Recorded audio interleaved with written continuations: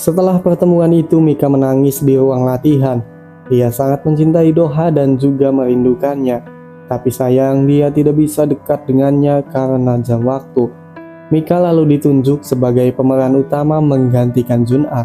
Jaeyu akan tetap menjalankan musikal dengan skala yang lebih kecil, mengingat bahwa semua talent dan staff sudah berusaha untuk menunjukkan musikal ini. Jika dibatalkan, maka sangat disayangkan. Kemudian dia mengajukan hal ini kepada Doha, supaya Doha bisa mendukung musikal ini. Doha pun lalu menyetujui hal ini. Setelah itu Doha menemui Mika. Dia meminta Mika untuk kembali padanya. Namun jika Doha tetap memaksanya, maka Mika akan pergi jauh di tempat yang tidak diketahui Doha. Mika akan meninggalkan Doha dan semua orang yang dia kenal. Lalu Doha mulai melangkah menjauhi Mika dan memintanya untuk melihat jam waktu. Kemudian Doha menjauh lagi, tapi jam waktu Mika masih bertambah. Doha lalu menjauh lagi sampai jam waktu Mika berhenti berjalan seperti biasa. Doha akan tetap menjaga jarak seperti ini sampai musikal yang Mika ikuti selesai. Tapi setelah itu Doha meminta sesuatu kepada Mika. Ini adalah sebuah tawaran yang bisa Doha berikan sebelum dia menjauhi Mika sepenuhnya. Di lain waktu pertemuan keluarga telah dilaksanakan. Doha lalu datang terlambat dan mengatakan kepada keluarga Subong bahwa dia tidak akan menikahinya. Hal ini membuat kedua orang tua Subong tak kuasa menahan emosi. Bahkan Subong yang tadinya lemah lembut kini mulai mengeluarkan sifat aslinya kepada ayah Doha. Dia meminta sang ayah supaya Doha menikahi Subong apapun yang terjadi. Jika tidak, maka MGBC akan menghancurkan PT MK. Ayah Doha juga kini menemui Mika. Dia mengatakan kepada Mika untuk menjauhi Doha. Pergilah ke luar negeri dan minta apapun. Ayah Doha akan memberikan segalanya asalkan Mika bisa menjauhinya. Bukan hanya ayah Doha, Subong juga kini mengancam Mika.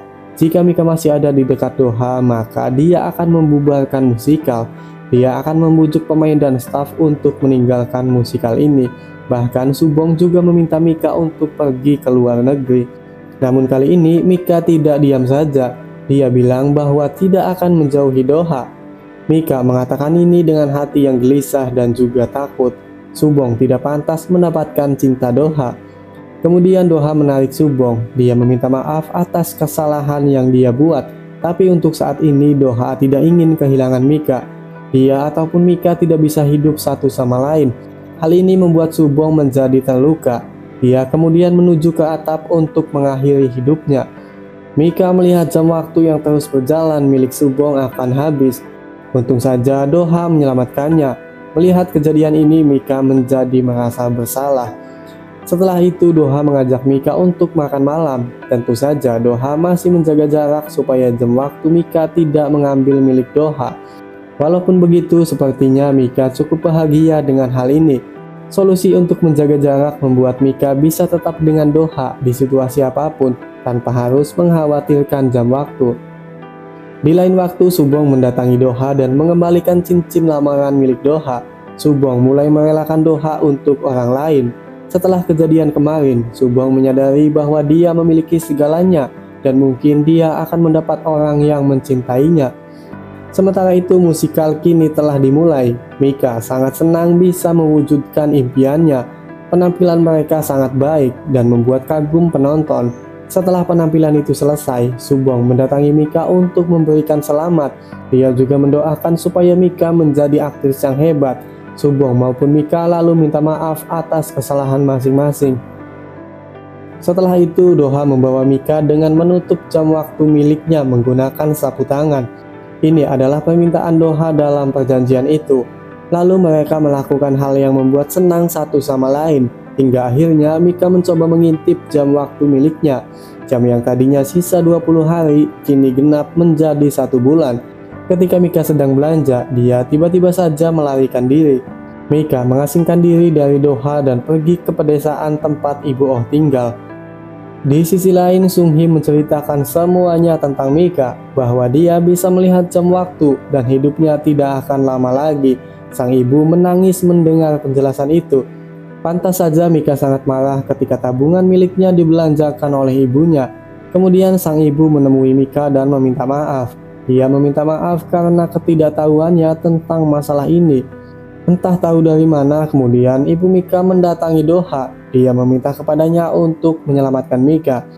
Sementara itu, waktu milik Mika terus menipis hingga sisa 17 hari. Kemudian Mika menjatuhkan belanjaannya di tengah jalan. Saat itu juga jam waktu miliknya bertambah begitu cepat hingga tahunan. Lalu Mika menelpon Doha dan menanyakan keberadaannya. Doha ternyata ada di sekitar Mika. Waktu yang dimiliki Doha tentu saja berkurang begitu cepat. Walaupun Mika memintanya menjauh, tapi Doha malah mendekatinya. Waktu yang dimiliki Doha kini akan habis berpindah kepada Mika. Lalu tiba-tiba saja mobil menabrak Mika dan juga Doha hingga terjatuh. Kemudian scene flashback ke masa lalu, di mana pada saat itu nenek Mika ditabrak oleh supir ayah Doha. Sebelum kematiannya, sang nenek meminta kepada ayah Doha untuk membantu Mika. Dan orang yang menabrak Mika sehingga Mika bisa melihat jam waktu miliknya, ternyata dia adalah Doha. Sejak masih kecil, Doha dan Mika sudah saling berkaitan. Ketika Mika terbangun, Doha masih hidup dan tidak terjadi apa-apa kepadanya. Mika menjalani kehidupannya dengan Doha tanpa gangguan siapapun lagi. Bahkan Doha dan juga Mika sudah mengenalkan ke ayahnya masing-masing. Mika juga kini sudah tidak bisa melihat jam waktu. Kebahagiaan ini kemudian ditutup dengan Doha melamar Mika. Ya, tamat.